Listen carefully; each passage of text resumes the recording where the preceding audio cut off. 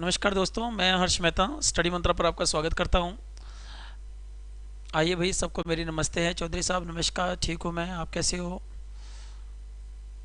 आ जाओ भाई, सभी बैच वाले, सभी बैच के कमेंट दिखा दो मेरे को। हाँ जी, दो बैच में क्या नहीं है कल?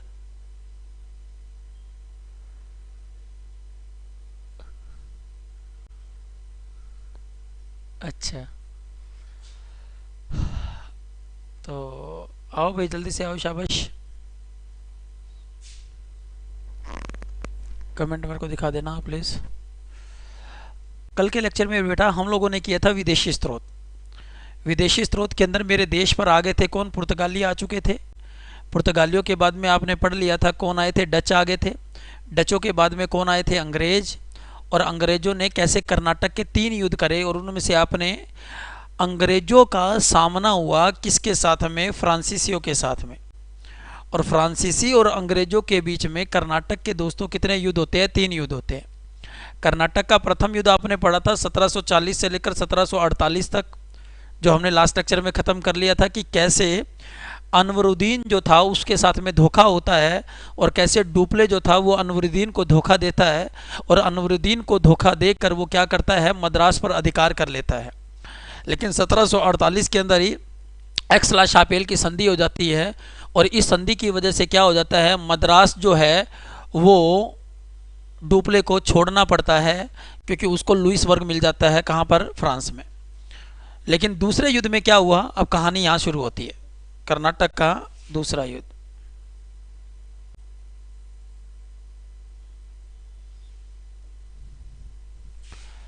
कर्नाटक का दूसरा युद्ध।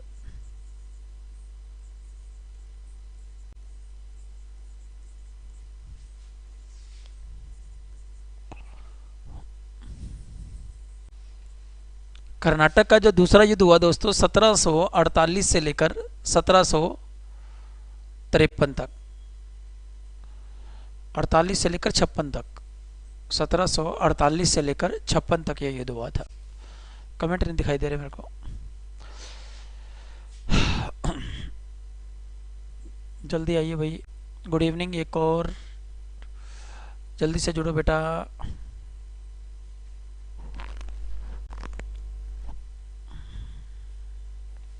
मोनिका जी नमस्ते। अनु Nehra good good evening.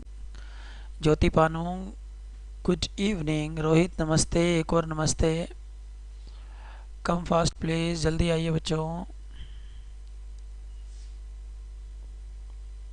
Bhishma Rawat good evening बेटा।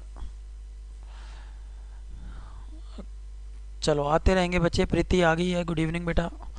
चलो देखना अभी 1748 से लेकर 1756 अभी अभी स्टार्ट करी है मोनिका हमने क्लास। अभी स्टार्ट भी नहीं करी है, बस अभी ये लिखा ही है।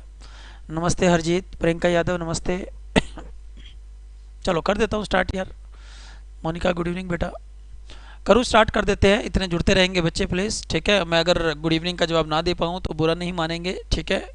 अनुपम नमस्ते। नमस्ते मोनिका यादव जी।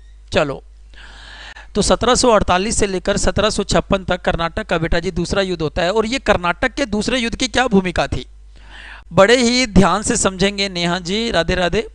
ध्यान से समझना, कर्नाटक के दूसरे युद्ध में क्या होता है।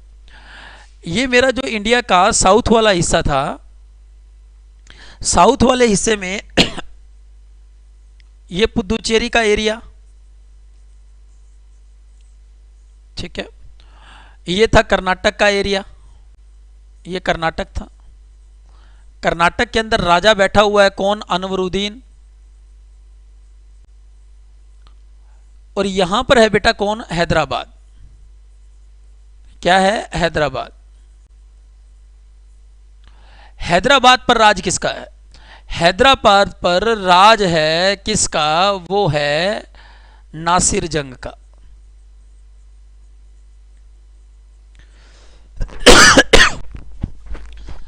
कर्नाटक का दूसरा युद्ध, दूसरा युद्ध भारतीयों की वजह से हुआ। भारतीयों की वजह से ही हुआ था। और यह वजह क्या थी? इस युद्ध का प्रमुख कारण, पॉइंट टू पॉइंट बात करूंगा, ज्यादा घुमाऊंगा नहीं। इस युद्ध का प्रमुख कारण कर्नाटक व हैदराबाद में उत्तराधिकार का, हैदराबाद में उत्तराधिकार कारण था। क्या कारण था आपसे पूछ रहे। कर्नाटक का दूसरा युद्ध, पहले तो क्वेश्चन आएगा किस किस के बीच हुआ। तो कर्नाटक का दूसरा युद्ध हुआ, आपको याद हो गया, कर्नाटक के तीनों युद्ध अंग्रेजों और फ्रांसीसियों के बीच होंगे। पॉइंट 1। कर्नाटक का दूसरा युद्ध ये पूछेगा आपसे कि ये किस वजह से हुआ। इंडियन की वजह से हुआ। और इंडियन की वजह से कैसे हुआ? इसमें उत्तराधिकार की लड़ाई थी। कर्नाटक के ऊपर राज कौन करे और हैदराबाद के ऊपर राज कौन करे, इसके ख्वाब देखे जा रहे थे। और इन दोनों भाग पर राज कौन कौन करेगा, इसके लिए क्या हो रहा था? संघर्ष चल पड़ा था। ठीक है। और वो संघर्ष कैसे होगा वो अभी मैं बताता हूं आपको। गुड इवनिंग सुनील जी, प्रवीण जी नमस्ते, दीपक नमस्ते, एंड चौधरी जी राम राम। तो आई थिंक आपको इतनी बात तो क्लियर हो गई। मैंने क्या बताया, 1748 से लेकर 56 तक कर्नाटक का दूसरा युद्ध हुआ। दूसरा युद्ध भारतीयों की वजह से हुआ था। कारण क्या था? हैदराबाद के अंदर और कर्नाटक के अंदर उत्तराधिकार की लड़ाई थी। कर्नाटक पर कौन राज करना चाह रहा था? याद रखना, डुप्ले ने 1748 में, डुप्ले ने 1748 में चंदा साहिब को, चंदा साहिब को कर्नाटक पर अधिकार करने के लिए उकसाया। कर्नाटक पर अधिकार करने के लिए उकसाया। ठीक है। एक बहुत बड़े साम्राज्य का, कर्नाटक के अंदर ही एक बहुत बड़े साम्राज्य का मालिक था चंदा साहिब। चंदा साहिब का कोई इंटरेस्ट नहीं था राज करने का।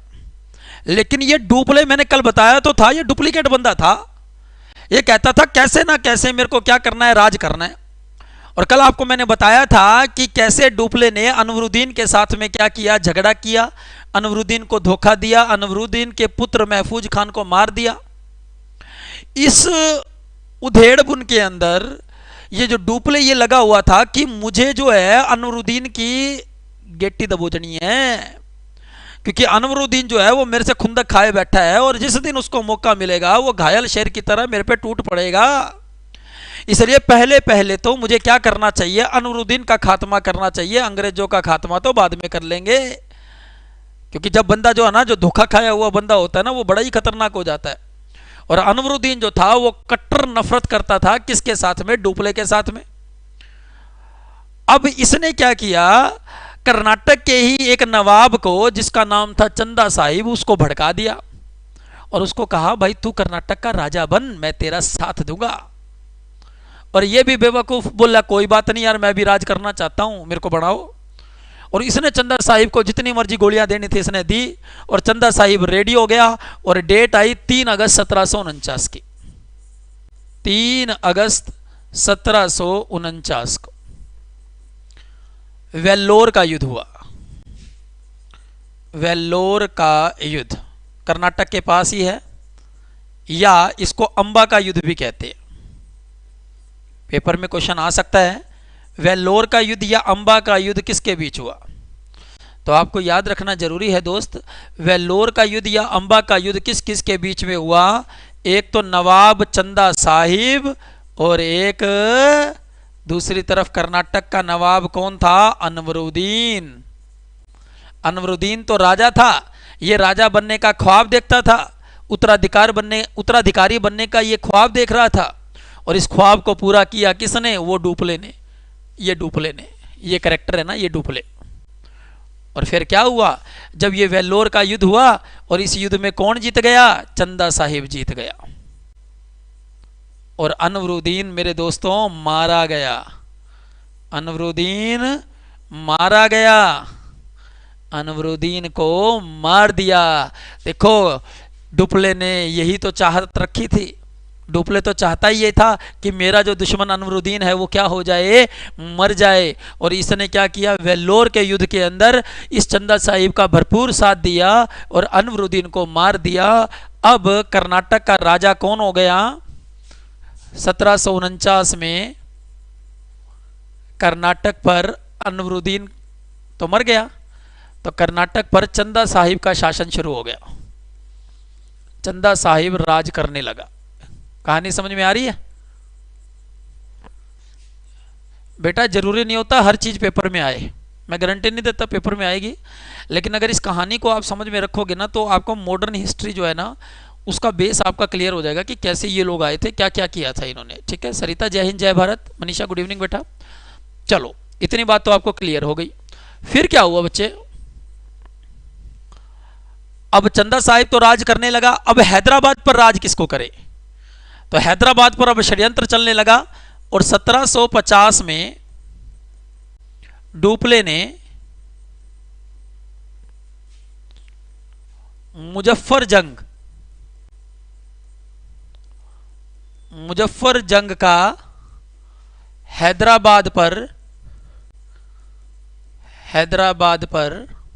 शासन करने के लिए साथ दिया, शासन करने के लिए साथ दिया। देखा डुप्ले कैसा बंदा था, भड़काता रहता था लोगों को। अब डुप्ले ये चाहता था कि हैदराबाद पे भी मेरा बंदा बैठे, और उसने एक बकरा पकड़ लिया, वो था मुजफ्फर जंग। और मुजफ्फर जंग को कहा तू हैदराबाद पर अधिकार कर। और इसने क्या किया, मुजफ्फर जंग ने 1750 में मुजफ्फर जंग ने किसको, हैदराबाद के नवाब नासिर जंग की हत्या कर दी। दोनों जंग है, नासिर जंग की हत्या कर दी। कहानी आसान हो गई ना अब भाई। पहले तो इसने क्या किया, कर्नाटक के ऊपर राज करने के लिए अनवरुद्दीन को मरवा दिया। अनवरुद्दीन को मरवाया किसके द्वारा, चंदा साहिब के द्वारा। फिर अगले ही साल इसने प्लानिंग बनाई क्यों ना हैदराबाद पर भी राज किया जाए। और जब हैदराबाद पर राज हम लोग कैसे करें भाई, तो हैदराबाद के लिए इसने एक ताकतवर व्यक्ति को ढूंढा, नाम था मुजफ्फर जंग। मुजफ्फर जंग को कहा कि तू हैदराबाद पर राज कर, मैं तेरा साथ दूंगा। उस समय हैदराबाद का नवाब कौन था, वो था नासिर जंग। तो मुजफ्फर जंग ने क्या किया, नासिर जंग को मार दिया। और मार दिया, अब शासन कौन करने लगा, मुजफ्फर जंग। अब हैदराबाद का शासन 1750 में हैदराबाद का शासक कौन हो गया, हैदराबाद का शासक मुजफ्फर जंग हो गया। मुजफ्फर जंग बना, मुजफ्फर जंग बना। और फिर क्या हो गए, इससे अंग्रेज नाराज हो गए। अंग्रेज बोले ये क्या चक्कर है, नाराज तो होंगे ना, क्योंकि अंग्रेजों का तो केवल मद्रास पर ही राज था। ये डुप्ले तो कर्नाटक को भी कब्जे में ले गया, हैदराबाद को भी कब्जे में ले गया। ये तो भाई बहुत ही दुखद घटना है ना अंग्रेजों के लिए। तो अंग्रेजों ने क्या किया, अब देखो अंग्रेजों ने क्या किया। 1751 में अंग्रेजों ने मद्रास का गवर्नर पता किसको बना के भेजा, मद्रास का गवर्नर सांड्रस को बना दिया। एक नया कैरेक्टर आया आपकी स्टोरी में, सांड्रस। वो मोर्स को तो बुला लिया और सांड्रस को भेजा। अब ये सांड्रस आया, ठीक है, अपनी कूटनीति का प्रयोग करने लगा। हर छोटे छोटे भाग पर अब ये अधिकार करने लगा। जैसे डुप्ले था वैसे ही ये सांड्रस था। लेकिन अब जो फ्रांस था ना, फ्रांस ये नहीं चाहता था कि हम अंग्रेजों के साथ लड़े, क्योंकि फ्रांस का धन बहुत खर्च हो रहा था। क्योंकि उसने चंदा साहिब का साथ दिया, सेना लगी, पैसा लगा होगा। उसने मुजफ्फर जंग का साथ दिया, सेना लगी, पैसा लगा होगा। तो ऐसा पैसा जो है वो क्या हो गया था, ज़्यादा खर्च हो रहा था। तो पैसा ज़्यादा खर्च होने की वजह से, बेटा इससे भी बड़ा लिखूं, चलो बड़ा लिख दूंगा बेटा। अब जो क्या हुआ बेटा जी, पैसा जब खर्च हो रहा था तो अंग्रेजों जो फ्रांस की जो सेना थी, फ्रांसीसियों ने, जो मेन हेड थे, फ्रांस का जो हेड थे, फ्रांस सरकार ने क्या किया, डुप्ले को वापस फ्रांस बुला लिया 1755 में। 1755 में डुप्ले को वापस फ्रांस बुला लिया गया। फ्रांस बुला लिया, ठीक है, फ्रांस बुला लिया। और आपको ये याद रखना जरूरी है, एक घटना घट गई थी बेटा 1751 में। क्या? 1751 में अंग्रेजों ने चंदा साहिब को मार दिया था, ये लिख लेना। अंग्रेजों ने जो था वो चंदा साहिब को मार दिया, कर्नाटक के नवाब चंदा साहिब की हत्या कर दी, चंदा साहिब की हत्या कर दी। अब अंग्रेजों के बीच में और फ्रांसीसियों के बीच में टकराव बढ़ने की संभावना ज़्यादा थी, इसलिए ये टकराव ज़्यादा ना बढ़ जाए तो उन्होंने क्या कर दिया, सैंडर्स को ठंडा रहने के लिए कहा, और 1755 में डुप्ले को क्या कर दिया, फ्रांस सरकार ने वापस बुला लिया। और क्योंकि 4 साल तक तो इसको छुट्टी पे भेज दिया गया था, और 55 के अंदर क्या कर दिया गया, इसको फ्रांस में वापस ही बुला लिया कि अब इसको जाने की जरूरत नहीं है। और नहीं है तो 1755 में गडाहू, गडाहू जो था वो क्या बना, फ्रांसीसी गवर्नर बना। कौन गवर्नर बना? गडाहू फ्रांसीसी गवर्नर बना। ज़्यादा घबराने की जरूरत नहीं है, दो ही कहानी छोटी सी बताइए मेरे भाई। सन 1748 आया, 48 के अंदर क्या हुआ दोस्तों, कर्नाटक के राजा अनवरुद्दीन और किसके बीच में संघर्ष शुरू हो गया, चंदा साहिब के बीच में संघर्ष शुरू हो गया। 3 अगस्त 1749 के अंदर क्या होता है, एक अम्बा का युद्ध या वेल्लोर का युद्ध होता है। इस युद्ध के अंदर अनवरुद्दीन मारा जाता है, चंदा साहिब जो था वो कर्नाटक का राजा बन गया। अंग्रेजों को चिढ़ मचती है। फिर 1750 के अंदर क्या होता है कि हैदराबाद के अंदर, हैदराबाद का जो शासक था मुजफ्फर जंग, मुजफ्फर जंग जो है वो किसको मार देता है, हैदराबाद के नवाब को मार देता है। मुजफ्फर जंग तो अभी कोई राजा नहीं होता, मुजफ्फर जंग तो एक बहुत करोड़पति आदमी होता है वहाँ का। मुजफ्फर जंग का साथ देता है कौन, डुप्ले देता है। और मुजफ्फर जंग जो है वो हैदराबाद के राजा को मार देता है, हैदराबाद के नवाब को मार देता है। उस नवाब का नाम क्या था, उस नवाब का नाम था नासिर जंग। एक नासिर जंग मर गया और वहाँ अनवरुद्दीन मर गया। अब क्या हुआ, जो कर्नाटक का जो नवाब था उसका नाम तो हो गया चंदा साहिब, और हैदराबाद का जो नवाब था उसका नाम क्या हो गया, उसका नाम क्या हो गया, मुजफ्फर जंग। ये मुजफ्फर जंग जो था और चंदा साहिब थे, ये दोनों डुप्ले के ही बंदे थे, डुप्ले के ही पट्टे थे, आप ये कह सकते हैं। लेकिन अंग्रेजों को ये बात पसंद नहीं आई। अंग्रेजों ने 1751 में सैंडर्स को भेज दिया। सैंडर्स ने क्या कर दिया मेरे भाई, कर्नाटक के नवाब चंदा साहिब को मरवा दिया। चंदा साहिब मर गया, चंदा साहिब मर गया तो डुप्ले खुंदक में आया, लेकिन फ्रांसीसी सरकार ने कह दिया कि तू कोई कार्रवाई नहीं करेगा, तो कोई काम नहीं कर सकता, you are on the leave, सेना तुम्हारे कंट्रोल में नहीं है। बस उसको क्या करना, वहाँ की कंपनी का काम संभालने के लिए दे दिया। इतने 1755 में क्या कर लिया गया, डुप्ले को वापस बुला लिया और एक गधे को भेज दिया। उस गधे का नाम था गडाऊ। फ्रांसीसी गवर्नर कौन आ गया, गडाऊ आ गया। कहानी आपको क्लियर हो गई होगी। अब क्या हुआ, अब ये जो गडाऊ था ना मेरे बेटा, इस गडाऊ ने 1755 में अंग्रेजों के साथ पांडिचेरी की संधि करी। पेपर में आने वाला क्वेश्चन तो ये बनेगा, पांडिचेरी की संधि करी। तो पेपर में पूछे कर्नाटक का दूसरा युद्ध कैसे खत्म हुआ, पांडिचेरी की संधि से। कर्नाटक का पहला युद्ध कैसे खत्म हुआ था, एक्सला शापेल की संधि से। और इस संधि में क्या हुआ, इस संधि में गडाहू ने सारा जीता हुआ साम्राज्य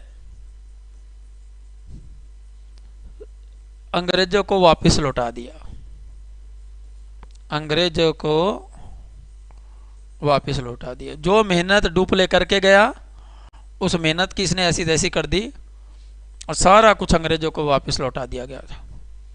अंग्रेज तो खुश हो गए। आगे क्या होता है वो बताता हूँ, ठीक है। हाँ, चंदा साहिब की बता दी बेटा मैंने। तो ये कहानी आपको समझ में आ गई होगी। तो कर्नाटक का दूसरा युद्ध क्या हो गया, खत्म हो गया। अब करते हैं कर्नाटक का तीसरा युद्ध। कर्नाटक का तीसरा युद्ध। तीसरा युद्ध करने से पहले कर्नाटक का दूसरा युद्ध आपको दोबारा से बताता हूं, और बिल्कुल ध्यान से समझना दोबारा से प्लीज, लास्ट रिवीजन है, फिर ये नहीं समझ में आएगा। तो एक बार इधर उधर नहीं देखना बेटा, मेरे को पता है कोई इधर देख रहा है कोई उधर देख रहा है, नहीं, सीधा सामने देखो, कंप्यूटर पे सामने देखो और मुझे देखो ध्यान से। अभी जादू दिखाता हूं आपको, देख रहे हो ना सभी, शाबाश।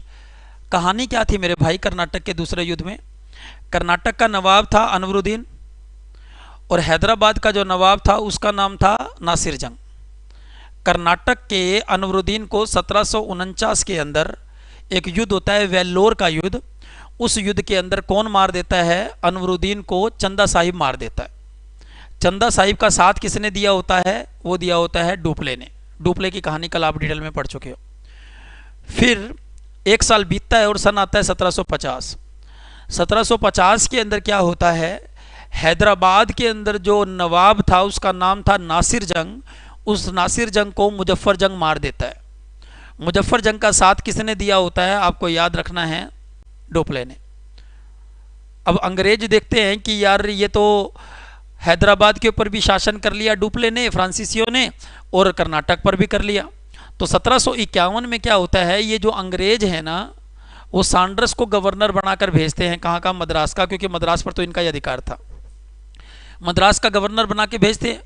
वो गवर्नर आता है और 1751 में ही सांड्रस क्या करता है, चंदा साहिब को मरवा देता है। चंदा साहिब मर जाता है। चंदा साहिब के मर जाने के बाद में क्या होता है, जो फ्रांस की सरकार है ना, वो अपनी अकल ज़्यादा लगा लेती है। कई बार ज़्यादा अकल लगाना भी काम खराब कर देता है।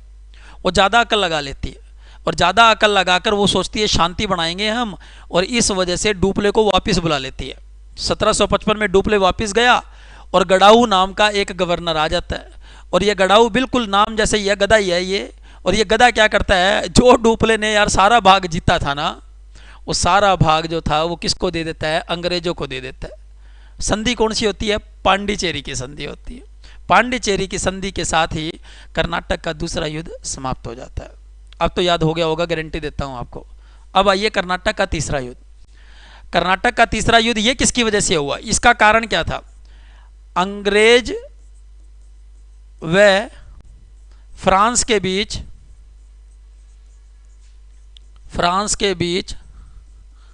1756 में सप्तवर्षीय युद्ध छिड़ गया। सप्तवर्षीय युद्ध मतलब ये 7 साल तक चला था, इसलिए इसको सप्तवर्षीय युद्ध कहा जाता है। 1756 में ये शुरू हो गया।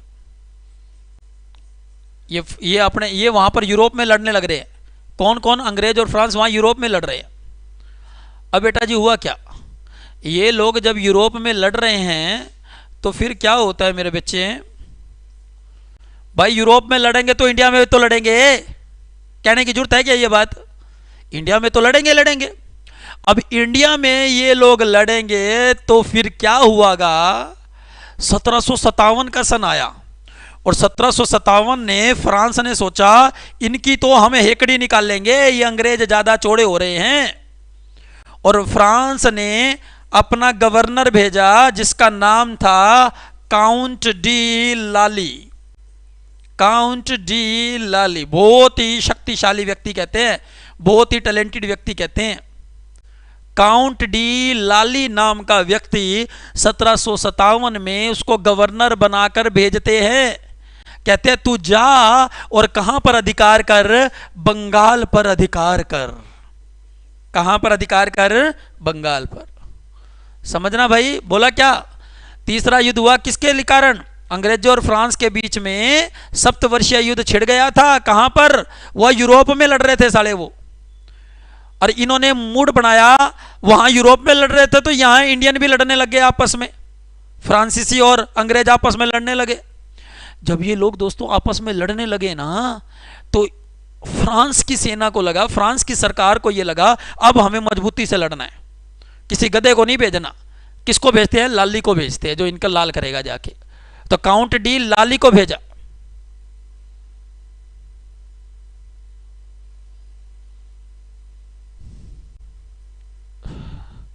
काउंट डी लाली को भेजा।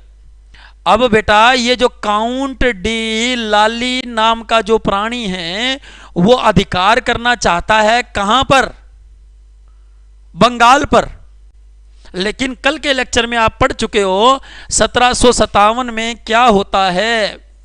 1757 में एक घटना घटती है और उस घटना में प्लासी का युद्ध होता है और इस प्लासी के युद्ध में कौन जीत जाता है? रॉबर्ट क्लाइव जीत जाता है। ये तो याद है ना, रॉबर्ट क्लाइव जीत गया। परसों के लेक्चर में मैंने आपको बता दिया ये युद्ध तो प्लासी का युद्ध हो गया। प्लासी का युद्ध किस किस के बीच हुआ था? बंगाल के नवाब सिराजुद्दौला और अंग्रेजों के रॉबर्ट क्लाइव के बीच, और रॉबर्ट क्लाइव इस युद्ध में जीत गया। काउंट डी लाली के आने से पहले पहले पहले पहले ये जीत गया। कौन जीत गया? अरे बोलो ना, कौन जीत गया? अंग्रेज जीत गए। काउंट डी लाली केवल मुंह देखता रह गया और अब अंग्रेजों का मैक्सिमम भागों पर अधिकार करने का सपना शुरू हो गया, क्योंकि बंगाल इनके नजदीक आ गया, बंगाल इनके कंट्रोल में आ गया। और वहां मीर जाफर जो था वो क्या हो गया? बंगाल का शासक बना दिया गया, जो अंग्रेजों का पिट्ठू था। अब अंग्रेज तो निहाल हो गए, लेकिन ज्यादा दिमाग नहीं खराब करना। सन आया कौन सा? 1760। 1760 के अंदर क्या होता है? अंग्रेजों के बीच और फ्रांस के बीच एक युद्ध हुआ। कौन बताएगा इसका नाम? देखते हैं किसको आता है। बड़ा ही फेमस युद्ध था। अंग्रेजों और फ्रांस के बीच एक युद्ध हुआ बेटा, उसका नाम बताइए। 1758 में फ्रांसीसियों के काउंट थॉमस आर्थर ने फ्रांसीसियों के किले को सेंट डेविड और विजयनगर पर कब्जा कर लिया। बेटा साउथ वाली अपन हिस्ट्री पढ़ ही नहीं रहे हैं बेटा, वो पढ़ने की जरूरत ही नहीं है। जनरल जनरल चीज़ें थी वो मैंने बतानी है, बस वो मैं आपको बताया। वेरी गुड शुभम, शुभम का जवाब बिल्कुल सही जवाब आया। और बताइए मोनिका, कुसुम, नेहरा साहब, भीष्म, चौधरी साहब, दीपक राठौर, जल्दी से जवाब दीजिए। जो जो दे सकते हैं, मुझे पता है ये लोग जवाब दे सकते हैं। क्या हुआ 1760 में? एक आखिरी युद्ध होगा अंग्रेजों और फ्रांसीसियों के बीच में। वो युद्ध का नाम कोई बता सकता है क्या? एक ही स्टूडेंट ने बताया अभी तक मेरे पास, जगत सिंह। शाबाश, बहुत बढ़िया बच्चे हैं बेटा इस बैच में। बस लगातार पढ़ाई करते रहना बेटा आप लोग। आज तक हमारे 6 बैच हुए हैं और उन 6 बैच के अंदर से सबसे इंटेलिजेंट बैच आप लोगों का ही बैच है, मैं कह सकता हूँ। सबसे इंटेलिजेंट बैच आप लोगों का बैच है। और आप लोग क्या करिए, बस ये रेगुलरिटी रखिएगा प्लीज़। एक एक चीज़ों को पढ़िए, अच्छे से पढ़िए जितना टीचर ने कराया। फिर उसके बाद के अंदर क्या करिए, अपनी सेल्फ स्टडी करिए, बिटवीन द लाइंस पढ़िए। तो पढ़ोगे और ये रेगुलरिटी आप रखोगे तो एक दिन भगवान आपको नौकरी जरूर देगा मेरे बेटा। ग्रोवर साहब का भी जवाब सही है। चलिए, तो एक युद्ध हुआ बेटा 1760 में, इसको बोलते हैं वांडीवाश का युद्ध। ये पांडिचेरी के पास ही पड़ता है, वांडीवाश का युद्ध हुआ। और इस वांडीवाश के युद्ध के अंदर क्या हो गया? वाश कर दिया किसने? अंग्रेजों ने। किसका? फ्रांस का। और इस युद्ध में फ्रांस हार गया। मेन युद्ध है वांडीवाश का युद्ध, पेपर में 3-4 बार आया हुआ है, प्लीज चेक कर लेना। वाह, प्रीति का भी जवाब सही आया बेटा, वेरी गुड। तो 1760 में अंग्रेजों का और फ्रांस के बीच वांडीवाश का युद्ध हुआ और इस युद्ध में बेटा जी फ्रांस क्या हो गया? हार गया। और आखिरी पॉइंट 1763 में क्या होता है? 1763 के अंदर यूरोप में पेरिस की संधि होती है। यूरोप में पेरिस की संधि हुई और इस पेरिस की संधि में क्या होता है? पेरिस की संधि किस किस के बीच हुई? पेपर में तो यही पूछता है इतनी डिटेल में और इतने वर्डिंग के हिसाब से। अगर इतनी आसान वर्डिंग में आपको बुकों में नहीं मिलेगा, इसलिए प्लीज़ नोट कर लेना साथ की साथ चीज़ें। जो नहीं कर पाया तो फिर रिकॉर्डिंग देखकर आप नोट्स बनाने जरूरी हैं। नहीं बनाएंगे तो फिर किताबें पढ़ते रहना और रटते रहना, इतना इतना मैटर मिलेगा, फिर वो ना तो याद होना ना वो समझ में आना। थोड़ा मैटर और एक एक चीज़ को अगर ये वाली चीज़ें कर लोगे ना, अगर मान लो थोड़ा और मैटर भी आपके पास में होगा ना, तो वो भी आपको समझ में आ जाएगा। तो इसलिए जितनी चीज़ें मैं आपको करा रहा हूं तो उन चीज़ों को ध्यान से समझेंगे। अंग्रेजों और फ्रांस के बीच संधि हुई और इस संधि के अंदर क्या हुआ? फ्रांस को पुदुचेरी, चंद्रनगर व यनम लौटा दिए गए, लौटा दिए और सेना रखने का अधिकार छीन लिया, सेना रखने का अधिकार समाप्त कर दिया।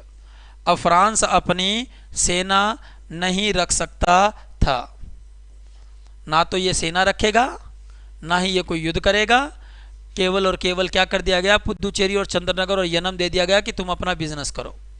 और उसके बाद में आपको याद रखना है 1954 में फ्रांस ने ये सारा हमारे को लौटा दिया। क्या क्या? पुदुचेरी, चंद्रनगर भारत को लौटा दिया, ये तीनों भाग लौटा दिए। मैंने एक ही लिखा है, आप तीनों लिख लेना। तीनों भाग जो थे लौटा दिए और ये कहानी खत्म हो गई। किसके आक्रमण की? अंग्रेजों के आक्रमण की। अंग्रेज तो अभी रहेंगे, वो तो बहुत कुछ करेंगे। तो यहाँ पर फ्रांसीसियों के साथ जो संघर्ष था वो क्या हो गया? अंग्रेजों का खत्म हो गया। अंग्रेजों ने और कांड क्या क्या किए वो तो हम 1857 की क्रांति के बाद पढ़ेंगे, लेकिन आपको और क्या पढ़ना जरूरी है? अंग्रेजों के साथ साथ जब अंग्रेज आए तो अंग्रेजों के बाद कौन आए उसकी कहानी बताता हूँ, लेकिन एक बार ये युद्ध मैं आपको रिवाइज करा देता हूँ। कर्नाटक का पहला युद्ध 1740 से लेकर 1748 तक होता है। 1748 के अंदर क्या होता है? डुप्ले जो है अपनी विस्तारवादी नीतियों का प्रयोग करके और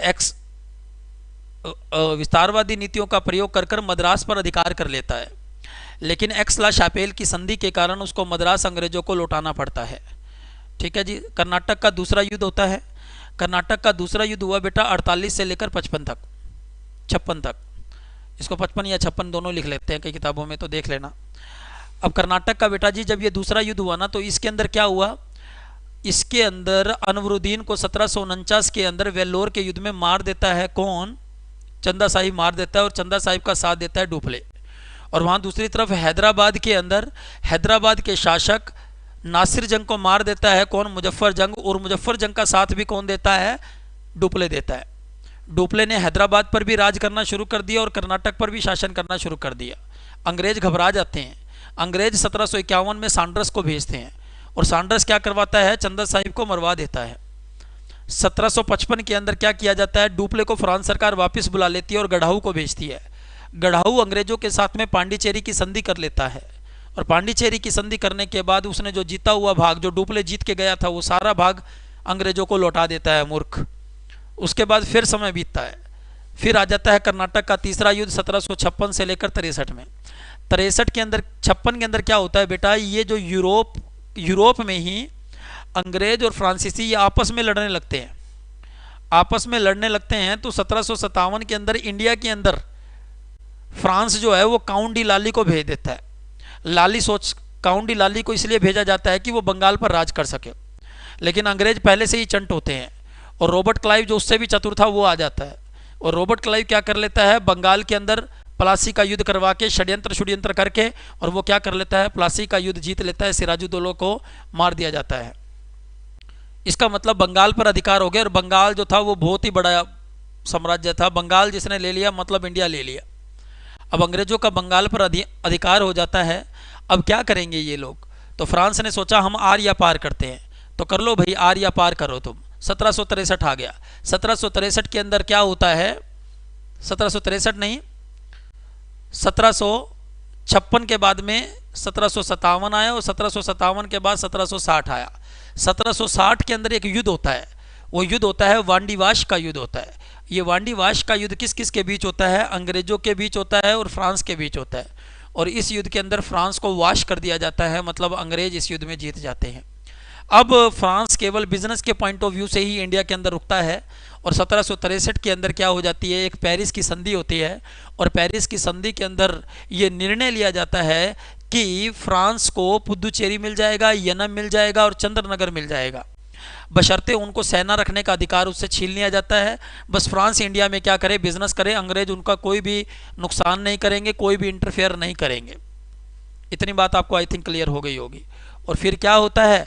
1954 आता है। 1954 के अंदर फ्रांसीसियों ने जितना लूटना होता है लूट लेते हैं, और वो क्या करते हैं, मेरा पुदुचेरी, मेरा चंद्रनगर और मेरा यनम जो है वो इंडिया को देकर वो यहाँ से अलविदा हो जाते हैं। कर्नाटक के 3 युद्ध खत्म, अंग्रेजों के आगमन की कहानी खत्म। अंग्रेजों के बाद में किन का आगमन हुआ बेटा? डेनिश का आगमन हुआ। यहां तक कोई डाउट है तो बेटा बोलिए। फिर डेनिश का आगमन, छोटा सा ही है डेनिश का आगमन, और उसके बाद में आ जाएगा फ्रांसीसियों का आगमन। यहां तक बेटा जी कोई भी डाउट है तो मेरे को बताइए प्लीज, एनीवन।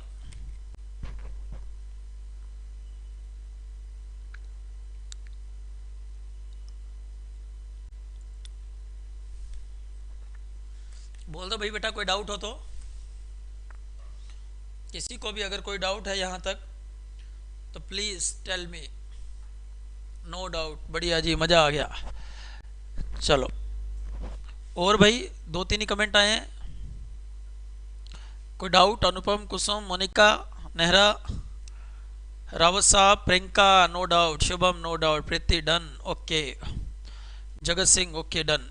चलो कोई डाउट नहीं है यहाँ तक। चलो अब देखिए आगे next lecture, sorry next topic mind में छाप दिया। चलो ग्रोवर साहब आपके तो छप ही रहे हैं ना, तो बढ़िया है, बस इसको पेपर में भी छाप देना है। ऐसे कि ऐसी चीज़ों को समझ कर याद रखना आप, ठीक है। चलिए चलो, संदीप का भी कोई डाउट नहीं है, मोनिका का भी डाउट नहीं है, मोनिका रानी का भी डाउट नहीं है, ओके। डेनिश छोटी सी कहानी है, ज़्यादा मुश्किल नहीं है। डेनिश की कहानी देखिए, 1616 में डेनिश भारत आए, डेनिश का आगमन हुआ।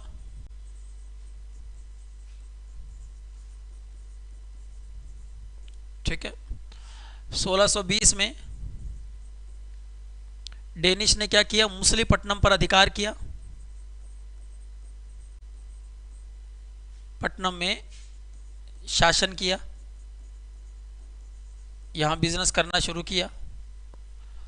1676 में इन्होंने बंगाल में, बंगाल के अंदर जगह है सीलमपुर, सीलमपुर पर व्यापार करना शुरू किया।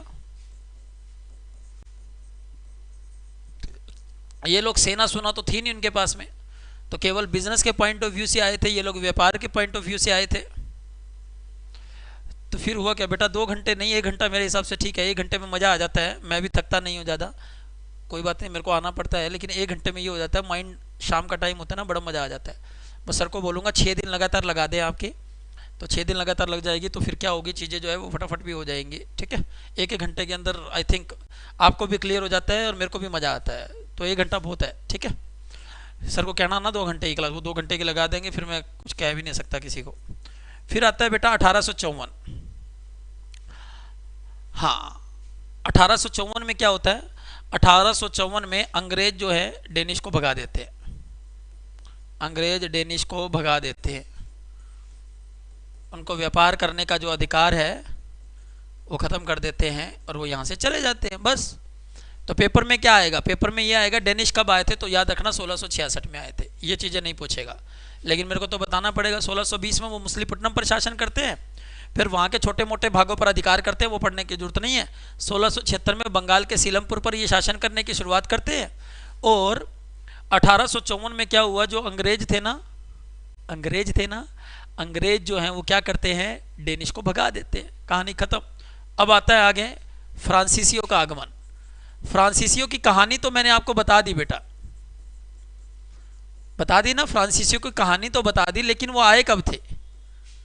फ्रांसीसियों का आगमन,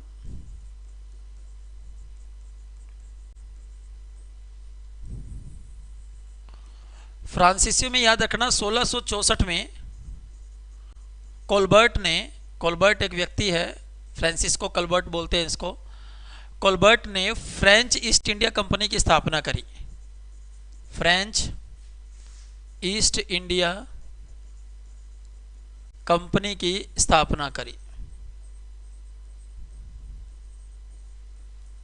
तो जो फ्रेंच ईस्ट इंडिया कंपनी की जो स्थापना हुई थी वो कब हुई थी? 1664 में। और किसने करी थी बेटा? कोलबर्ट ने करी थी, ये आपको ध्यान रखना है, ठीक है।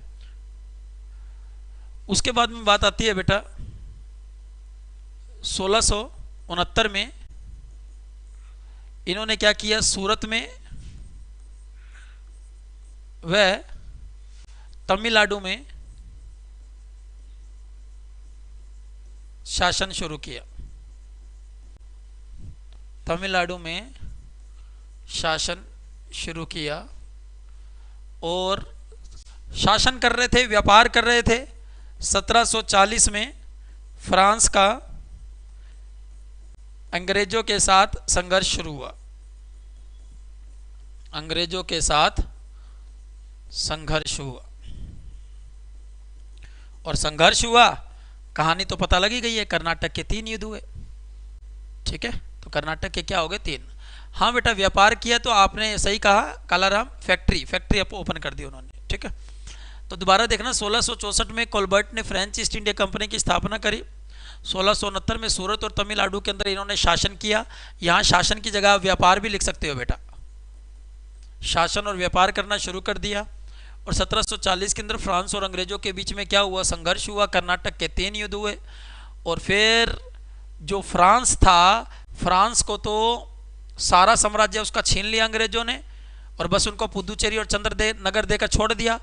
और अब अंग्रेजों ने मेरे इंडिया को लूटने की नीति अपनाई और जब अंग्रेजों ने मेरे इंडिया को लूटने का षड्यंत्र रचा तो मेरे इंडियन ने मिलकर 1857 में क्या कर दी, क्रांति।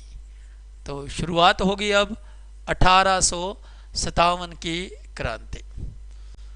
हाँ, तो नेक्स्ट टॉपिक हम शुरू कर रहे हैं बेटा, 1857 की क्रांति।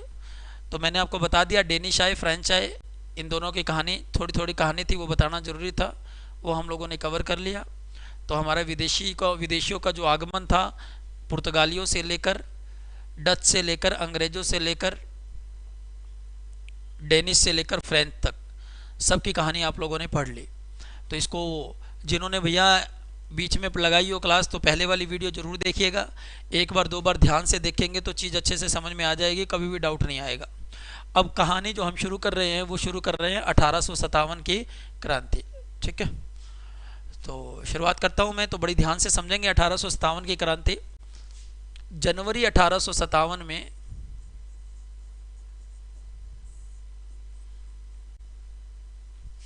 ब्रिटिश सरकार ने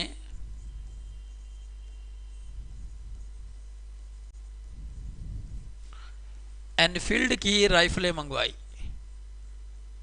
एनफील्ड की राइफलें, एनफील्ड एक कंपनी का नाम है। तो पेपर में ये क्वेश्चन आया हुआ है, किसकी राइफलें मंगवाई गई थी, एनफील्ड की राइफलें मंगवाई गई, ठीक है।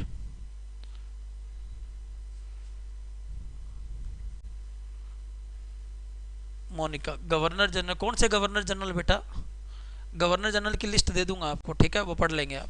और जो गवर्नर जनरल मेन इंपॉर्टेंट है ना, वो सारे करवा दूंगा आपको, टेंशन ना लो। तो ब्रिटिश सरकार ने क्या किया बेटा जी, एनफील्ड की राइफलें मंगवाई। और इन एनफील्ड की जो राइफलें थी ना, इन राइफलों में प्रयोग होने वाले कारतूस, प्रयोग होने वाले कारतूस गाय या सूअर की चर्बी के बने होते थे। गाय या सूअर की चर्बी के बने थे, ऐसी मान्यता थी बेटा। ऐसी मान्यता थी कि इसके अंदर जो कारतूस का जो प्रयोग होता है, उस कारतूस के ऊपर जो चर्बी लगी होती है ना, कारतूस ऐसी एक डिब्बी होती थी और उस कारतूस के ऊपर जो चर्बी लगी थी ना, उसको ऐसे तोड़ना पड़ता था। और तोड़कर, क्योंकि उसके अंदर ह्यूमिडिटी वगैरह ना आ जाए, और उसके अंदर क्या होता था, सिलाई के द्वारा बंदूक के अंदर, राइफल के अंदर भरा जाता था सिलाई के द्वारा, किसको, उस बारूद को। फिर बारूद को भरते थे और फिर गोली चलती थी।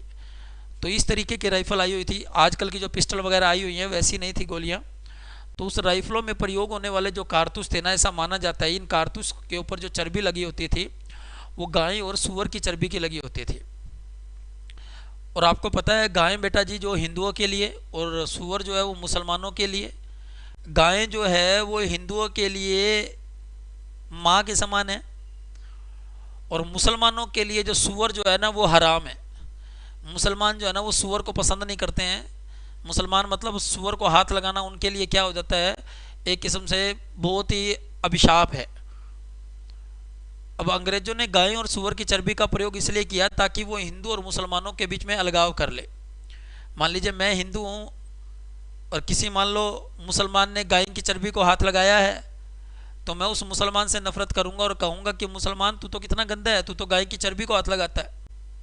और इसी तरीके से मुसलमान मेरे को कहेगा अरे तू कितना गंदा है, तू तो सूअर की चर्बी को हाथ लगाता है।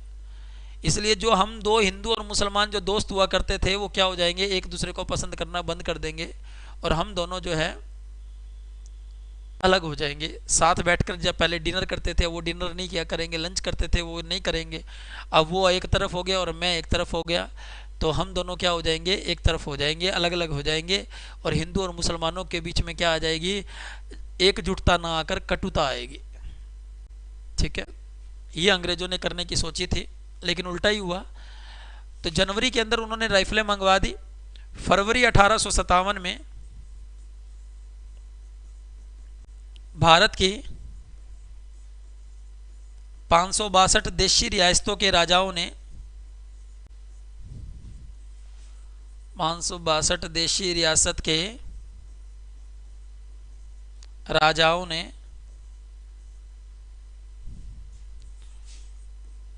क्या किया, राजाओं ने काशी में सभा की, काशी वाराणसी में, काशी में सभा की। हमारे देश की जितनी भी रियासतें थी, मैं 562 का आंकड़ा इसलिए लिख रहा हूं क्योंकि ये आगे काम आती है। पेपरों में ऐसा नहीं लिखा होगा क्योंकि कई सारी रियासतें थी, लेकिन 562 को आप ध्यान रखेंगे। हमारे हिंदुस्तान की देशी रियासतों के राजा जो हैं वो क्या हो जाते हैं, काशी में इकट्ठा होते हैं गंगा नदी के किनारे, और गंगा नदी के किनारे इकट्ठा होकर वो चर्चा करने लग जाते हैं। और इस सभा में क्या हुआ, इस सभा में 31 मई 1857 को पूरे भारत में 31 मई 1857 को पूरे भारत में क्रांति करने का ऐलान हुआ। सभी ने ऐलान कर दिया, हिंदू मुसलमान मिल गए कि हम लोग क्या करेंगे, इन अंग्रेजों को यहाँ से भगाएंगे और पूरे भारत से हम क्या कर देंगे, इनको निकाल फेंकेंगे। और डेट उन्होंने फाइनल कर दी, कौन सी डेट, 31 मई 1857 को। और इन्होंने दो सिंबल दिए, दो सिंबल कौन कौन से दिए, रोटी और कमल का फूल। रोटी और कमल का फूल, ये दो सिंबल दिए बेटा। ठीक है भाई, उस समय यार अखबारें तो होती नहीं थी, न्यूज़पेपर तो होते नहीं थे। ये लोग क्या करते थे, रोटी खिलाते थे और बोलते थे रोटी खा और फलानी डेट को 31 मई को पहुंच जाना है, अंग्रेजों का बैंड बजाने। कमल का फूल देते थे, कमल का फूल देकर समझाते थे कि हाँ भाई उस डेट पे पहुंच जाना है। जो व्यक्ति कमल का फूल देख लेता था वो समझ जाता था भैया ये क्रांति में जा रहा है। कोई रोटी किसी को दे रहा होता था वो समझ जाते थे भैया रोटी दे रहा है, इसका मतलब क्रांति के लिए तैयार हो रहा है। तो उस समय उन्होंने दो सिंबल बनाए, और रोटी और कमल का फूल, जो एक महत्वपूर्ण भूमिका इनके लिए क्या करता है, निभाता है। फिर क्या होता है, फिर ये होता है, भगवान को तो कुछ और ही मंजूर होता है। 29 मार्च 1857 को पश्चिम बंगाल के बैरकपुर में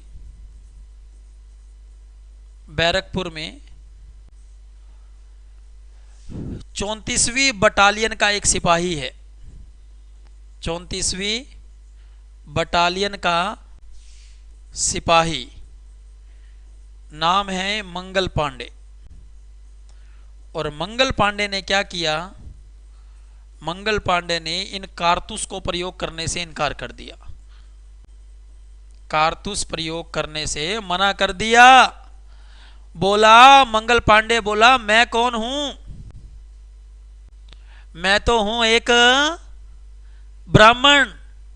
मेरे लिए ना तो मुसलमान के लिए, मेरे लिए तो ना तो सूअर की चर्बी और ना ही गाय की चर्बी, मेरे लिए तो ये दोनों ही हराम है।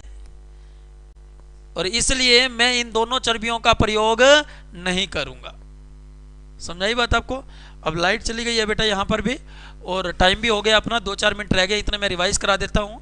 क्रांति को पूरा कल करवाऊंगा, दोबारा से देखिए कहानी क्या है। 1857 की क्रांति। 1857 की क्रांति के अंदर क्या होता है दोस्तों, जनवरी 1857 के अंदर ब्रिटिश सरकार ने एनफील्ड की राइफलें मंगवाई। उन राइफलों में प्रयोग होने वाले जो कारतूस थे, ऐसा माना जाता है कि वो गाय और सुअर की चर्बी के बने होते थे। फरवरी 1857 के अंदर ब्रिटिश सरकार ने, फरवरी 1857 के अंदर ब्रिटिश सरकार नहीं, ब्रिटिश सरकार का विरोध करने के लिए हमारे हिंदुस्तान के कुल 562 देशी रियासतों के राजा काशी में एक सभा करते हैं, और काशी में सभा कर कर वो अनाउंसमेंट कर देते हैं और नारा लगाते हैं, और वो कहते हैं कि हमें अंग्रेजों को भगाना है, फिरंगी भाग, फिरंगियों को भगाना है। और फिरंगियों को भगाने के लिए फिरंगी भगाओ का नारा दिया गया, और फिरंगी भगाने के लिए डेट फाइनल कर दी 31 मई को। बोले 31 मई 1857 के अंदर पूरे हिंदुस्तान के अंदर फिरंगी भगाओ का नारा लगेगा और फिरंगियों को हम हिंदुस्तान से भगा देंगे। और उन्होंने क्या किया, 2 सिंबल बनाए, रोटी और कमल का फूल। रोटी दी जाती थी, कमल का फूल दिया जाता था, जिससे ये पता लग जाता था कि क्रांति जो है इस एरिया के अंदर चलेगी। लेकिन अब क्रांति की तैयारियां तो चल रही थी, लेकिन यार एक कांड हो गया।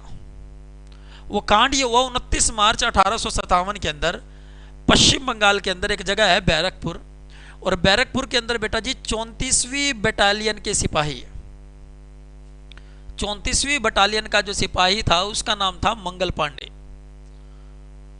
उस मंगल पांडे ने क्या कर दिया, इन कारतूस को प्रयोग करने से इनकार कर दिया, और कारतूस को प्रयोग करने से इनकार कर दिया, और उसकी अंग्रेजों के साथ झड़प हुई।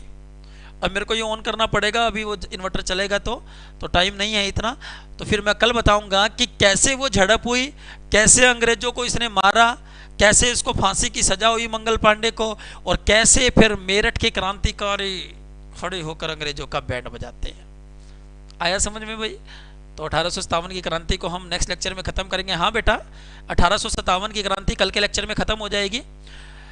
कल के लेक्चर जब भी लेक्चर होगा तो उसके बाद में हम लोग करेंगे गांधी युग।